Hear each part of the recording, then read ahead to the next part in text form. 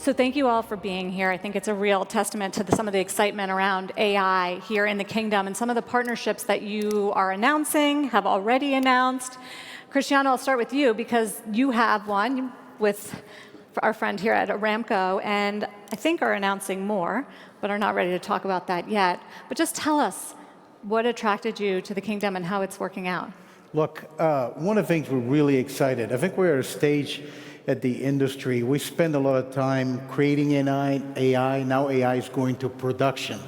And the applications really on industrial is incredible. So one of the things we're doing over Aramco as a leader in oil and gas is really how to use AI at the edge, connecting all of their assets with intelligence, with connectivity, with AI. And I think this has been really transformative when you think about industrial. And the next step is really physical AI, understanding of the physical world. That's a lot of application robotics. I think we're just at the beginning, and I think the opportunities in the kingdom is really tremendous. So, I mean, Ahmed, as the Aramco technology chief, I wonder what you look for. You have partnerships not just with Qualcomm, with AMD, with Grok, with so many tech companies. Yeah. What do you look for, and how is Aramco becoming an AI company? We think of it as a global oil producer. True. So, I mean, everybody's going to become an AI company. The world is being transformed by AI. And what we look for in partners is those with really scale, the capability to scale, and the capability and the real deep technical knowledge. So a lot of what's happening now is the value from AI. The real, I think, challenging value is how to get the physical world and create improvement and value from that. And that's where we are focused. We have tremendous amounts of data, 10 billion data points from our facilities around the world every day. And that data, that physical data, is what we are really delivering to our partners to be able to create models that can really create true value from and actually have impact in the business. And so that's where I think we're different. We also have, I think, the physical knowledge, the real scientific knowledge to put that data to use. That's where we look for partners with those kind of depth and scale. Ruth, I mentioned earlier the big Google announcement a few months ago to build basically an AI center and add $71 billion to the economy here. How's that going? Well, it's going well. Building off of the prior comments, we've been invested in the kingdom for quite some time and really started to build up our cloud and AI capabilities back in 2021. Very proud of the work that we're doing with Aramco. And as we sit here at this moment in history where there's such extraordinary upside from AI, economic upsides, delivery of healthcare, education, breakthroughs in science, cyber, we looked at how could we expand in support of Vision 2030 and started with the idea of just a data center, and then, to your point, said, let's take a full stack approach and let's focus on how can we maximize the economic and social benefit to the kingdom.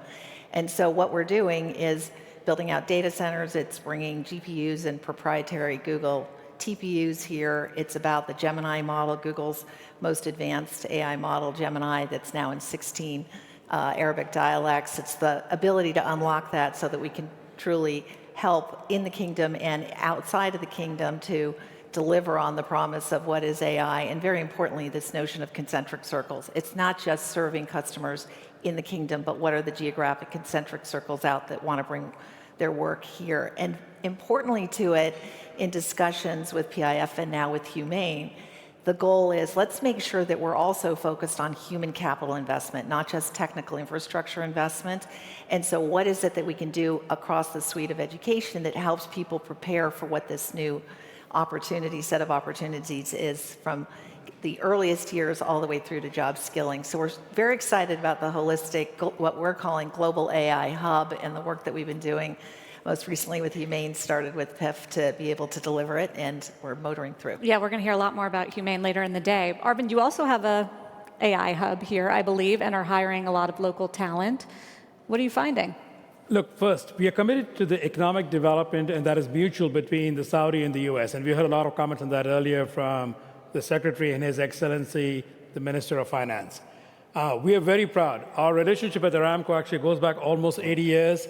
Both of us did mutual benefits to help Aramco grow in the beginning, and certainly that was a benefit to us also. We are one of the unique ones who decided to set up R&D here in the kingdom. So it's not just a deployment hub, it's R&D. and about 80% of the talent is actually sourced locally for R&D. So we're helping build AI that actually we take globally from here. In addition, we are committing to skill 1 million Saudis on AI and technology. That's not by ourselves, let me be clear. That'll be in conjunction with Sadaya and with others in the kingdom. And we are very, very excited about what we can do to some of the points Ahmed just said about leveraging some of that knowledge and that data, but to help monetize it then globally. More on that to come. Alex, I've heard you say before that the countries utilizing AI the best right now, its fullest potential, are the US and in the Middle East. So I wondered if you could expand on that and relate it to what we're seeing here in the kingdom. Well, I'm delighted to be here. I've been coming here for a long time, and it's a country of very warm, decent, highly competent people, and it's on fire. And you know, when I got here this time, I sat down with we hire basically our 22-year-old engineers. They look like 16, and I asked them, well, you know, what's going on here? And they were like, our counterparties are very strong, and they're very patriotic, which we like. It's very hard to organize things in cultures with no end goal. And so what you're seeing on the ground, if you're looking at actual value creation in the physical world that can be quantified, i.e. AI that's not a joke, you're seeing a receptivity in this region, especially in the kingdom, but the receptivity is on the back of people who have a deep tradition in engineering excellence and, quite frankly, believe in their own future. And so obviously the great contradistinction here is Europe, where you know, it's like people have given up. And I really hope that turns around in Europe. But for now, what you're seeing is and an openness to new ways of doing things, meritocracy. You know, this people underestimate, if you want to do engineering meritocracy, you're much better off here than almost any place in the world. And that ethos and that competence is going to lead to a massive outperformance. And in part because people who don't have it really underestimate what's going to happen here. And so I mean, I'm very enthusiastic. And I also kind of like the people here, so that helps. It's a cultural fit for you. I like the jab at Europe as well. Rajit, how are you building the infrastructure in the country to do this? Yeah, thank you. It's a pleasure to be here. Look, at Data Vault, what we are doing as a Saudi company is primarily leveraging of what the kingdom has to offer in terms of building this critical infrastructure at scale, at pace, and at the lowest cost of compute. What we need to recognize that the whole AI boom will lead to the convergence of the price of energy with the price of compute. And the beauty of the kingdom is it has already established itself as the green capital of the world. And energy is produced at the lowest cost, especially renewable energy. And at Oxagon in NEOM, what we are doing is we are building the world's largest AI factory, a 1.5 gigawatt factory, AI factory, the first phase of which is commencing construction in a couple of months from now, $5 billion. And we basically are positioning the kingdom going forward to become the inference capital of the world.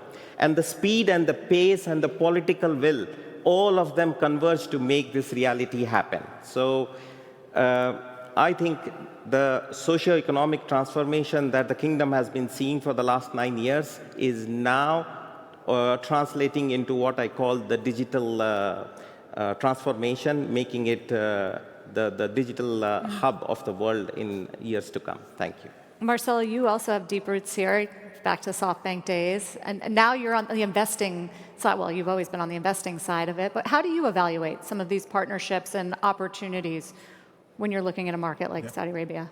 So I come from the other side, not from the technology side, and what we've been focused is how can we grab incumbent and actually apply AI to generate most of the value. And the way we look at the world is quite simple, right? We think AI is by far the largest opportunity to create value in our history. thank God there's so many companies who are investing hundreds of billions of dollars, what I like to say, create the AI factory. And then it's up to us to grab that and apply it to real-life companies. And one of the use cases that I'm focused on is, as you know, I'm the largest independent shareholder of T-Mobile, and we've been able to, I would say, pretty much start transforming the company, and we're publicly said that we will increase profitability by $10 billion from 2023 to 2027. And the magnitude of this is, it took us over 120 years of the United Companies to make $30 billion, and in 3 years we should be able to grow that by basically eliminating all customer service, eliminating most of our stores, building our network differently with some partnerships we have in NVIDIA, and the partnership with OpenAI. Now, what do I like about this is now we build a center of excellence that's capable of replicating that in other companies, and we're in advanced discussions of a lot of the large enterprises in the kingdom of how can we help them become more efficient. In the few minutes that we have left, I want to do a lightning round because we have such good leaders here on technology. So if you could do a brief, what excites you the most about AI right now? A use case, something you're seeing technologically. Ruth, go for it. I would say AlphaFold. My colleagues Demis Hassabis and John Jumper won the Nobel Prize for this in the fall. It is predicting protein structure for all known proteins on the planet. Single biggest contribution to drug discoveries, the way it's described. And since I was here for FII in the fall, Demis has already come out and said we expect we'll see an AI drug in front of the FDA in the near term. So the pace of change is extraordinary. What it means for all of us is extraordinary. And I think it's also a model for how audaciously we should all think about the opportunity with AI. Rajit? I would say the geoeconomics of what the kingdom has to offer to the entire technology super cycle that we are about to embrace. This is the biggest opportunity. This is the biggest point of excitement. Arvind? AI applied to programming. You're going to find programmers are going to become twice as productive, which means there will be more of them, not fewer of them. Said from a programmer himself. Yes. Alex? It's a very unfair revolution, and there are going to be massive winners, and making sure the winners are the good people and the losers aren't. That's what excites you. No. Marcella? To me, healthcare, I look at AI as the great equalizer. In the US, we have a company called K-Health that serves as the primary care physician, basically diagnosing and prescribing patients. So my big dream is, imagine grabbing that app and send it to emerging countries so everybody can have the same quality of health that we have in countries like the US, all over the world, through an app. And because today, when you go to a lot of our countries, people go to a pharmacy, and the pharmacist is like the doctor trying to prescribe. And I think this would change the way healthcare is delivered in emerging markets. And to me, it's the great equalizer. Cristiano? So I won't pick a particular industry, but one thing that we're incredibly excited about AI. When we think about personal computing, every generation of change in the human-computer interaction drove a phenomenal change, from the initial keyboard to mouse to touch. One thing that AI is doing right now, as computers now understand human language, is fundamentally change how we interact with any computer, and I think we're very excited about that change that is coming. Ahmed? Yeah, I think the things that excite me the most are kind of in the research area. So the ability to do, discovery, and AlphaFold is a perfect example, but I'm talking about maybe, for example, the physical chemistry world, material discovery. There's just so many possibilities of taking all the science and knowledge of humanity and accelerating that experimentation process, which we're going to be able to do today. I mean, we are already finding huge results. AlphaFold's a great example. In the physical chemistry world, we're also working on things. And as we bring robotics into this and embody AI, then that last bottleneck of taking the AI to the real world is going to accelerate discovery and the change of this world. I'm going to do one more lightning one because you're all here, and I think everyone's very interested to hear from you. The one thing you would watch out for or be concerned about as we dive into the AI future is what, Alex? It's very dangerous, and if the dangerous bad people get the upper hand, which is possible because a lot of it all looks the same, and some of it's a joke, and some of it's not, and some of it's deadly, we will have a world that is not the one we want. And it's not inherently good. I was right, basically disagree with most people, even on the panel. It is good in the hands of good people. It's not inherently good. It's a dangerous weapon. Is it in the hands of good people? Well, it will be. Okay. You. Arvind? Keep innovation open. You don't want to confine all the victories to only a few players. Rajiv? Under-regulation versus over-regulation, which is a little bit building on what Arvind just mentioned. If you want to foster and stimulate innovation, you have to play that balancing game very, very rightly between under-regulation and over-regulation. Where are we right now? I think different parts of the world have a different situation. I think US is a little bit under-regulated. EU for sure is heavily over-regulated at this point of time, but okay, at some point the twain will meet. Ruth? I actually think there's an interrelationship between these 2 points, because I very much agree with Alex. The phrase we use at Google, consistency, is it is imperative to be bold and responsible. We must protect from the downside in order to have the right and the opportunity to focus on the upside and deliver. And the only way to address some of the biggest social inequities and to deliver solutions, I think, is with AI, but you've got to protect on the downside. The risk if we over-regulate is that those who aren't regulated can get ahead, and in particular areas like cybersecurity, which many of us on this panel are focused on. It needs to similarly be a responsible approach to regulation, so we're not restraining it too much in order to protect against this downside risk. And I think Alex is very much right. It's something that we need to collectively stay vigilant about. Ahmed, what worries you?